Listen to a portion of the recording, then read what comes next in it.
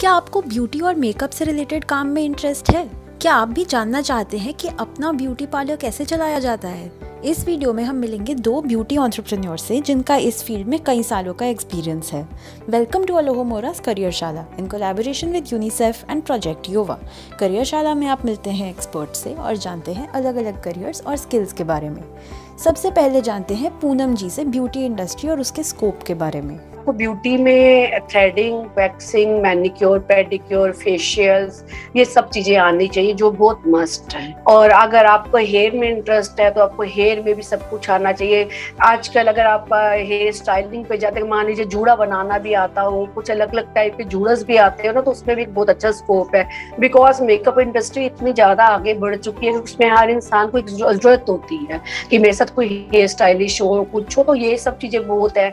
अब hair dresser बन सकते हो, हेयर कटिंग का कोर्स कर सकते हो, केमिकल वर्क है उसमें, जैसे आयनिंग है, स्मूथ है, हाईलाइट्स है, मतलब बहुत सारी चीजें हैं। इस करियर में शुरुआत कैसे की जाए, आइए जानते हैं गुड़िया दीदी से। अगर आपने अभी स्टार्ट ही किया है अपना, मतलब सैलून के बारे में सोच रहे हैं कि मुझे सैलून खोलना है या फिर इसी इंडस्ट्री में जाना है, तो मैं यही बताना चाहूंगी कि सैलून खोलने से पहले या फिर अगर अभी आप एक लर्नर हैं तो अपने आसपास जितने भी ब्यूटी सैलून्स हैं या फिर छोटी छोटी संस्थान हैं या फिर आपने अभी स्टार्ट किया है, तो पहले आप जैसे एनजीओज है या फिर छोटे छोटे फाउंडेशंस हैं, PMKY है, इसमें पहले इसे ज्वाइन करिए। इसमें आपको बेसिक नॉलेजेस मिलेंगी।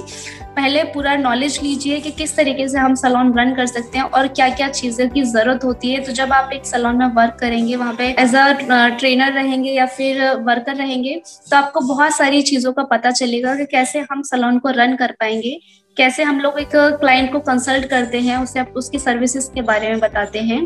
प्लस आपको प्रोडक्ट नॉलेज बहुत अच्छी होगी उसके अंदर कि हम किस क्लाइंट को कैसी सर्विस देते हैं या फिर स्किन का टाइप क्या है, स्किन का टेक्सचर क्या है, उसको देखकर सर्विसेज देनी है।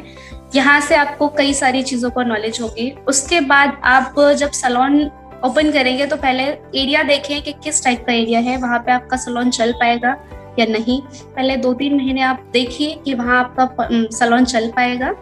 उसके बाद ही आप उसे बड़ा करें, पहले छोटा ही रहने दें, फिर धीरे धीरे करके उसमें प्रोग्रेस करें। आइए जानते हैं ब्यूटी सैलून में एनवायरनमेंट और ग्रूमिंग के बारे में हमें किन किन चीज़ों का ध्यान रखना चाहिए। क्लाइंट से रिलेटेड जो भी सर्विस है, उसकी सर्विस में यूज होने वाली चीजें और अपना सैलून कितना हाइजीनिक है, हमारे टूल्स कितने हाइजीनिक है, टॉवल्स कितना हाइजीनिक है, ये बहुत ज्यादा मेन है। प्लस हमारे सैलून का एनवायरनमेंट ऐसा होना चाहिए जो कि अट्रैक्टिव हो। बहुत ज्यादा इंपॉर्टेंट है अट्रैक्टिव होना, क्योंकि अट्रैक्टिवनेस ही और नेचर से रिलेटेड होना चाहिए अपना सैलून, जो कि क्लाइंट जब आए, एंटर करे और इसे एक बहुत ही प्यारी सी ऑर्गेनिक टाइप से कोई फ्रेगनेंस बोल सकते हैं, फ्रेगनेंस हो, और अंदर आने के बाद एकदम उसे डिफरेंट ही फील होना चाहिए कि हाँ भाई है कुछ जिससे कि वो अट्रैक्टिव हो रहा है। जो ब्यूटिशियन है वो ब्यूटिशियन कह सकते हैं कि जैसे ग्रूमिंग, ये एक ग्रूमिंग में आ जाता है कि उसकी ग्रूमिंग किस टाइप की है। तो ब्यूटिशियन का हेयर बन होना चाहिए और कोई डेंगलर नहीं डालना चाहिए, इयररिंग्स नहीं डालना चाहिए, हाथों में बेंगल्स नहीं होना चाहिए, रिंग्स वगैरह नहीं होना चाहिए, फिर नेल्स बाइट होने चाहिए। ड्रेस या फिर जो भी आप कपड़ा पहने हैं वो इतना सिंपल और सोबर होना चाहिए ताकि हम जब क्लाइंट को सर्विस दे रहे हैं तो उसमें वो बीच में कोई भी प्रॉब्लम्स क्रिएट ना करे, या फिर क्लाइंट को कुछ ऐसा फील ना हो कि चुभने वाला, चमकने वाला, इस तरीके से ना हो, ताकि हमें क्लाइंट को डील करने में या फिर क्लाइंट को सर्विस देने में कोई प्रॉब्लम ना हो। आइए जानते हैं हम अपने ब्यूटी सैलून के लिए प्रोडक्ट्स कैसे चूज करेंगे। तो सबसे पहले आप कुछ स्टोर्स के बारे में जानिए जो आपके नजदीकी हो, प्रोडक्ट अच्छा हो, प्लस ब्रांडेड हो, जो आपके बजट में हो, जो आपको ठीक लगता है। जैसे कि आप हर्ब से रिलेटेड सारी चीजें रखना चाहते हैं या फिर कोई माइल्ड प्रोडक्ट अपने सैलून में रखना चाहते हैं, तो आप अपने अकॉर्डिंग जिस टाइप की आप सर्विस देना चाहते हैं उसी टाइप का कोई अपने पास ही डिस्ट्रीब्यूटर या कोई ब्यूटी स्टोर्स देखिए। जो भी आपके डिस्ट्रीब्यूटर हैं, जहाँ से आप स्टोर से खरीदते हो, वहाँ पे डिस्ट्रीब्यूटर भी लगे होते हैं। तो ये एक नेटवर्क है।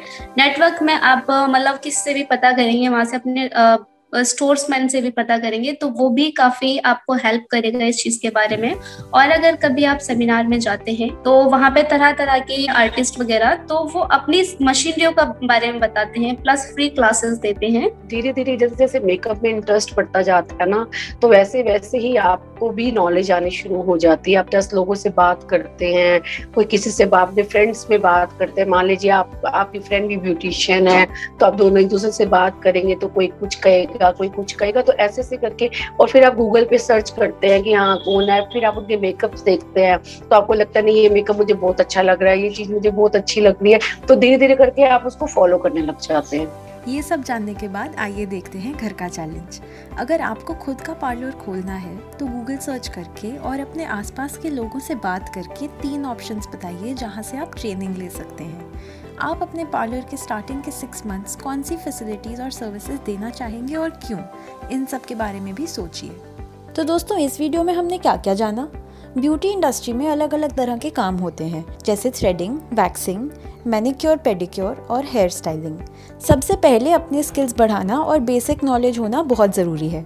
अपना सैलून खोलने से पहले किसी और सैलून में या किसी NGO या ऑर्गेनाइजेशन से जुड़ के बहुत कुछ सीख सकते हैं, जैसे प्रोडक्ट नॉलेज या क्लाइंट सर्विसिंग के बारे में। अपने सैलून को हाइजीनिक बनाए रखना और अच्छा एनवायरनमेंट बनाना बहुत ज़रूरी है। सभी ब्यूटिशियंस को अपनी ग्रूमिंग का भी ध्यान रखना चाहिए। प्रोडक्ट्स खरीदने के लिए अपनी नीड्स के हिसाब से अपने आसपास स्टोर्स और डिस्ट्रीब्यूटर्स का नेटवर्क बना के रखिए। सेमिनार्स भी अटेंड कर सकते हैं। इस फील्ड में कंटिन्यूसली सीखते रहना बहुत ज़रूरी है। घर का चैलेंज ज़रूर कीजिएगा। All the best.